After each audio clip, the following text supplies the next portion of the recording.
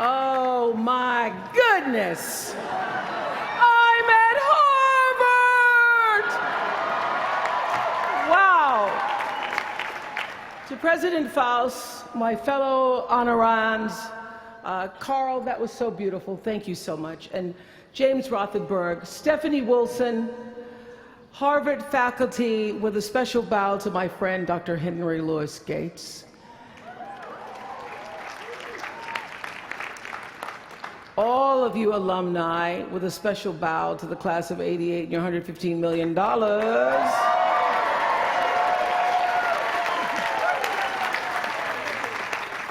And to you, members of the Harvard class of 2013, hello. I thank you for allowing me to be a part of the conclusion of this chapter of your lives and the commencement of your next chapter. To say that I'm honored doesn't even begin to quantify the depth of gratitude that really accompanies an honorary doctorate from Harvard. Not too many little girls from rural Mississippi have made it all the way here to Cambridge, and I can tell you that I consider today, as I sat on the stage this morning getting teary for you all and then teary for myself, I consider today a defining milestone in a very long and a blessed journey. My one hope today is that I can be a source of some inspiration. I'm going to address my remarks to anybody who's ever felt inferior or felt disadvantaged, felt screwed by life. This is a speech for the quad.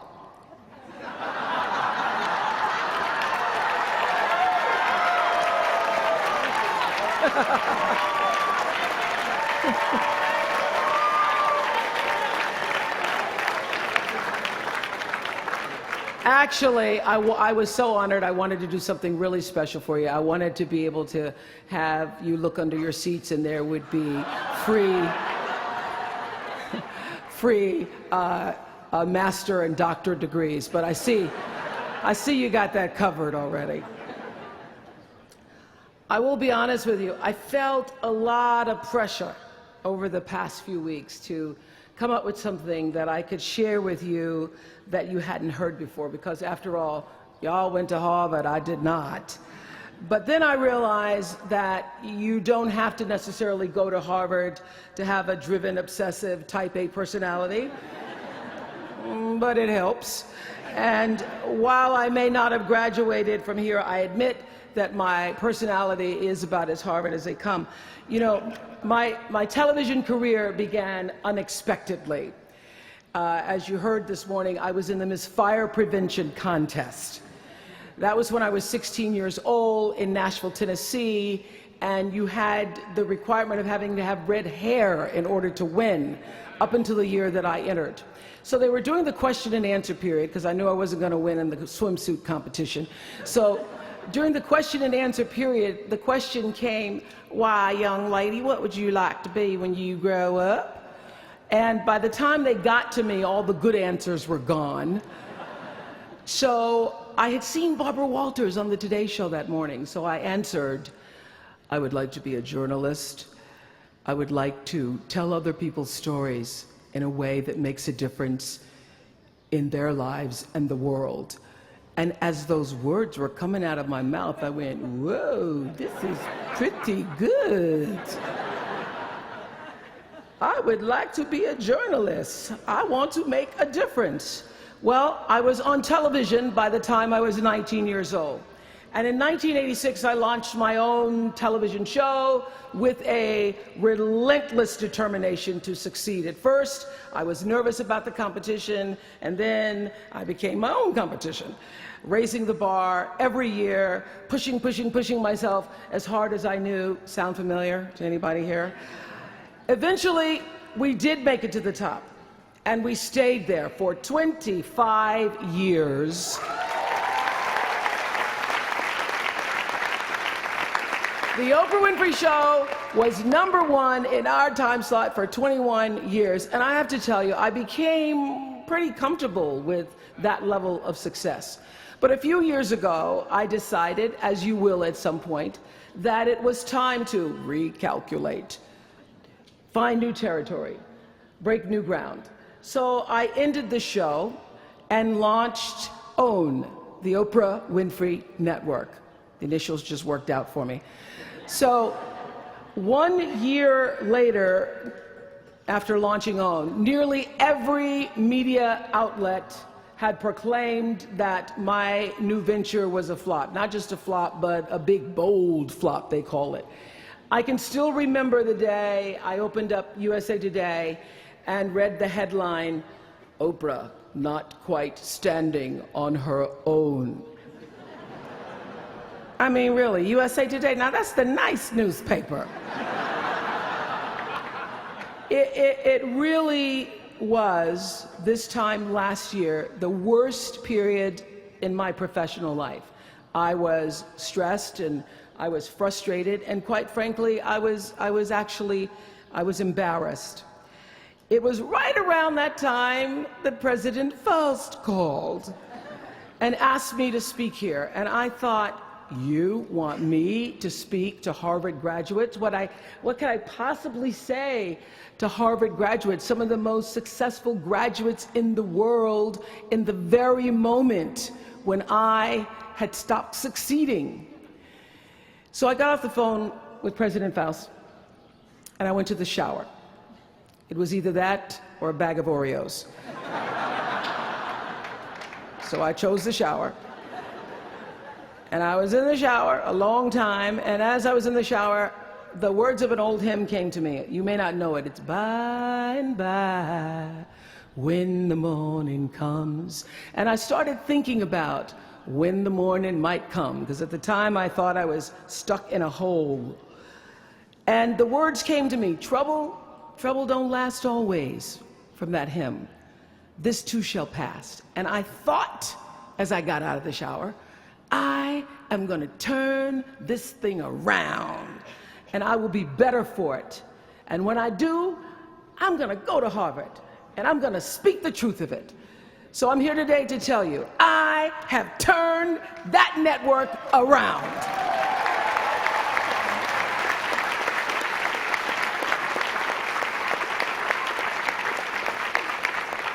And it was all because I wanted to do it by the time I got to speak to you all. So thank you so much. You don't know what motivation you were for me. Thank you. I'm even prouder to share a fundamental truth that you might not have learned even as graduates of Harvard, unless you studied the ancient Greek hero with Professor Naj. Professor Naj, who as we were coming in this morning said, "Please, Ms. Winfrey, walk decisively." I shall walk decisively. This is what I want to share. It doesn't matter how far you might rise. At some point, you are bound to stumble, because if you're constantly doing what we do, raising the bar, if you are constantly pushing yourself higher, higher, the law of averages, not to mention the myth of Icarus, predicts that you will at some point fall. And when you do, I want you to know this, remember this, there is no such thing as failure. Failure is just life trying to move us in another direction. Now, when you're down there in the hole, it looks like failure. So this past year, I had to spoon feed those words to myself. And when you're down in the hole, when that moment comes, it's really okay to feel bad for a little while. Give yourself time to mourn what you think you may have lost. But then, here's the key. Learn from every mistake, because every experience, encounter, and particularly your mistakes are there to teach you and force you into being more of who you are. And then figure out what is the next right move. And the key to life is to develop an internal, moral, emotional GPS that can tell you which way to go. Because now and forevermore, when you Google yourself, your search results will read, Harvard 2013. And in a very competitive world, that really is a calling card, because I can tell you, as one who employs a lot of people, when I see Harvard, I sit up a little straighter and say, where is he or she? Bring them in. It's an impressive calling card that can lead to even more impressive bullets in the years ahead. Lawyer, senator, CEO, scientists, physicists, winners of Nobel and Pulitzer Prizes, or late-night talk show host. But the challenge of life, I have found, is to build a resume that doesn't simply tell a story about what you want to be, but it's a story about who you want to be. It's a resume that doesn't just tell a story about what you want to accomplish, but why. A story that's not just a collection of titles and positions, but a story that's really about your purpose. Because when you inevitably stumble and find yourself stuck in a hole, that is the story that will get you out. What is your true calling? What is your dharma? What is your purpose? For me, that discovery came in 1994 when I interviewed a little girl who had decided to collect pocket change in order to help other people in need. She raised $1,000 all by herself, and I thought, well, if that little 9-year-old girl with a bucket and a big heart could do that, I wonder what I could do. So I asked for our viewers to take up their own change collection, and in 1 month, just from pennies and nickels and dimes, we raised more than $3 million that we used to send one student from every state in the United States to college. That was the beginning of the Angel Network. And so what I did was I simply asked our viewers, do what you can wherever you are, from wherever you sit in life. Give me your time or your talent, your money if you have it, and they did. Extend yourself in kindness to other human beings wherever you can. And together we built 55 schools in 12 different countries and restored nearly 300 homes that were devastated by Hurricanes Rita and Katrina.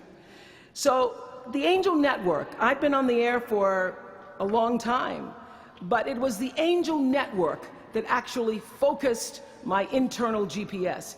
It helped me to decide that I wasn't just going to be on TV every day, but that the goal of my shows, my interviews, my business, my philanthropy, all of it, whatever ventures I might pursue, would be to make clear that what unites us is ultimately far more redeeming and compelling than anything that separates me. Because what had become clear to me, and I want you to know, it isn't always clear in the beginning, because as I said, I'd been on television since I was 19 years old.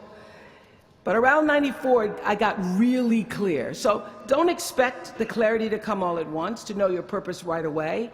But what became clear to me was that I was here on Earth to use television and not be used by it, to use television to illuminate the transcendent power of our better angels.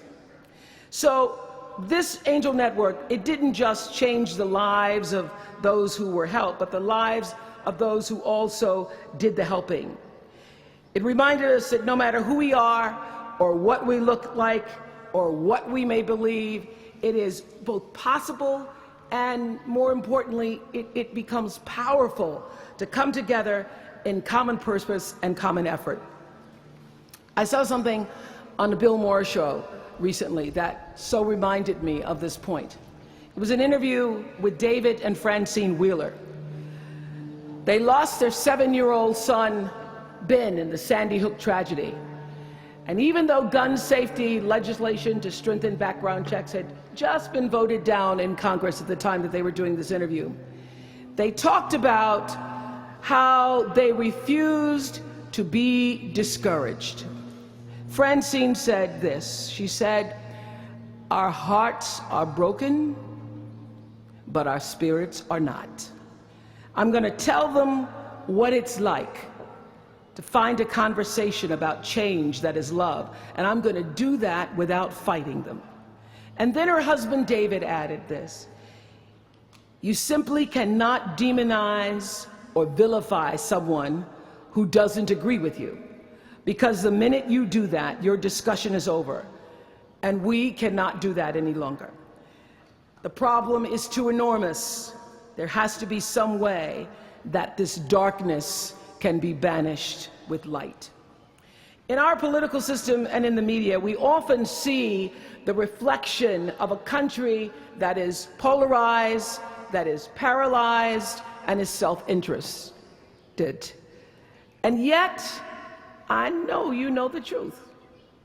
We all know that we are better than the cynicism and the pessimism that is regurgitated throughout Washington and the 24-hour cable news cycle. Not my channel, by the way.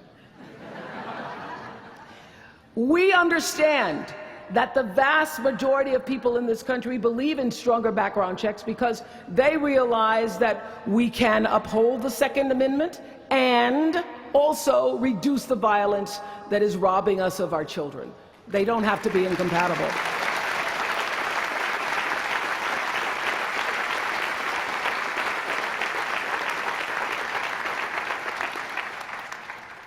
And we understand that most Americans believe in a clear path to citizenship for the 12 million undocumented immigrants who reside in this country, because it's possible to both enforce our laws and at the same time embrace the words on the Statue of Liberty that have welcomed generations of huddled masses to our shores. We can do both.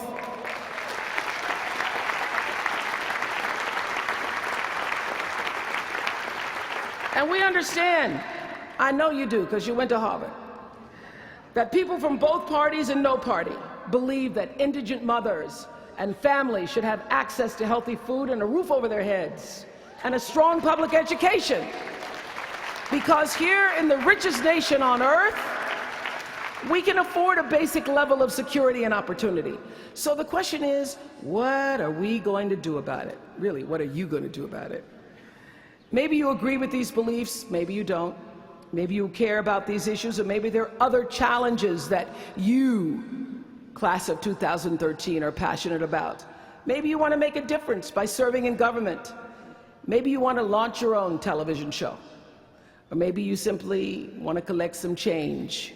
Your parents would appreciate that about now. The point is, your generation is charged with this task of breaking through what the body politic has thus far made impervious to change. Each of you has been blessed with this enormous opportunity of attending this prestigious school. You now have a chance to better your life, the lives of your neighbors, and also the life of our country. When you do that, let me tell you what I know for sure. That's when your story gets really good. Maya Angelou always says, when you learn, teach. When you get, give. That, my friends, is what gives your story purpose and meaning. So you all have the power in your own way to develop your own angel network. And in doing so, your class will be armed with more tools of influence and empowerment than any other generation in history. I did it in an analog world. I was blessed with a platform that at its height reached nearly 20 million viewers a day. Now here in a world of Twitter and Facebook and YouTube and Tumblr, you can reach billions in just seconds. You're the generation that rejected predictions about your detachment and your disengagement by showing up to vote in record numbers in 2008. And when the pundits said, they talked about you, they said you'd be too disappointed, you'd be too dejected to repeat that same kind of turnout in the 2012 election, and you proved them wrong by showing up in even greater numbers. That's who you are. This generation, your generation, I know, has developed a finely honed radar for BS. Can you say BS at Harvard? The spin and phoniness and artificial nastiness that saturates so much of our national debate. I know you all understand better than most that real progress requires an authentic way of being, honesty, and above all, empathy. I have to say that the single most important lesson I learned in 25 years talking every single day to people was that there's a common denominator in our human experience. Most of us, I tell you, we don't want to be divided. What we want, the common denominator that I found in every single interview, is we want to be validated. We want to be understood. I've done over 35,000 interviews in my career. And as soon as that camera shuts off, everyone always turns to me and inevitably in their own way asks this question: was that okay? I heard it from President Bush. I heard it from President Obama. I've heard it from heroes and from housewives. I've heard it from victims and perpetrators of crimes. I even heard it from Beyoncé and all of her Beyoncé-ness. She finishes performing, hands me the microphone and says, "Was that okay?" Friends and family, yours, enemies, strangers, in every argument, in every encounter, every exchange, I will tell you, they all want to know one thing: was that okay? Did you hear me? Do you see me? Did what I say mean anything to you? And even though this is the college where Facebook was born, my hope is that you will try to go out and have more face-to-face conversations with people you may disagree with.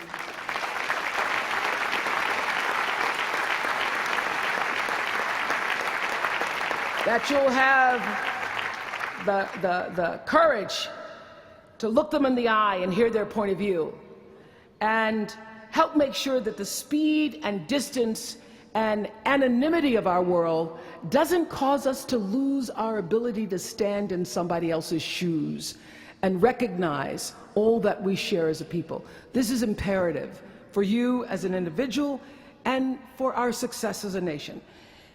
There has to be some way that this darkness can be banished with light, says the man whose little boy was massacred on just an ordinary Friday in December.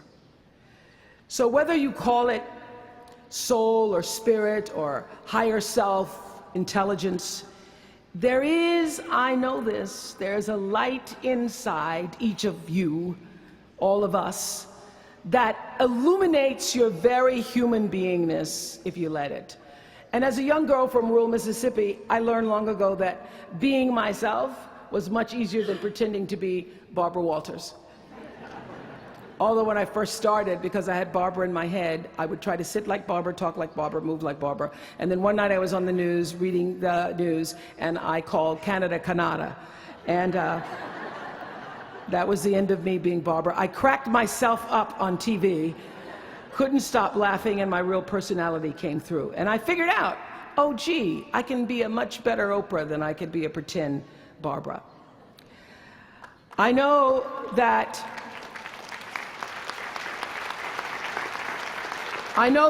you all might have a little anxiety now and hesitation about leaving the comfort of college and putting those Harvard credentials to the test. But no matter what challenges or setbacks or disappointments you may encounter along the way, you will find true success and happiness if you have only one goal. There really is only one, and that is this: to fulfill the highest, most truthful expression of yourself as a human being. You want to max out your humanity by using your energy to lift yourself up, your family, and the people around you. Theologian Howard Thurman said it best. He said, "Don't ask yourself what the world needs. Ask yourself what makes you come alive, and then go do that. Because what the world needs is people who have come alive." The world needs people like Michael Stolzenberg from Fort Lauderdale, When Michael was just 8 years old, Michael nearly died from a bacterial infection that cost him both of his hands and both of his feet. And in an instant, this vibrant little boy became a quadruple amputee, and his life was changed forever. But in losing who he once was, Michael discovered who he wanted to be. He refused to sit in that wheelchair all day and feel sorry for himself. So with prosthetics, he learned to walk and run and play again. He joined his middle school lacrosse team, and last month when he learned that so many victims of the Boston Marathon bombing would become new amputees, Michael decided to banish that darkness with light. Michael and his brother Harris created MikeysRun.com to raise $1 million for other amputees by the time Harris runs the 2014 Boston Marathon. More than 1,000 miles away from here, these two young brothers are bringing people together to support this Boston community the way their community came together to support Michael. And when this 13-year-old man was asked about his fellow amputees, he said this: "First, they will be sad. They're losing something they will never get back. And that's scary. I was scared. But they'll be okay. They just don't know that yet." We might not always know it. We might not always see it or hear it on the news or even feel it in our daily lives, but I have faith that no matter what, class of 2013, you will be okay. And you will make sure our country is okay. I have faith because of that 9-year-old girl who went out and collected the change. I have faith because of David and Francine Wheeler. I have faith because of Michael and Harris Stolzenberg. And I have faith because of you, the network of angels sitting here today. One of them, Khadijah Williams, who came to Harvard 4 years ago. Khadijah had attended 12 schools in 12 years, living out of garbage bags amongst pimps and prostitutes and drug dealers, homeless, going into department stores, Walmart in the morning to bathe herself so that she wouldn't smell in front of her classmates. And today she graduates as a member of the Harvard class of 2013.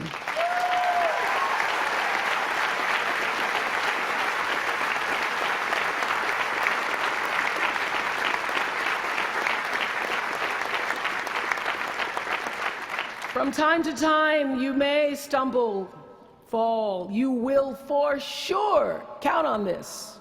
No doubt you will have questions and you will have doubts about your path.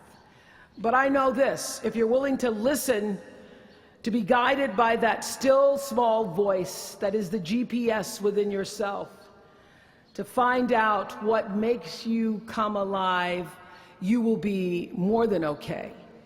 You will be happy, you will be successful, and you will make a difference in the world.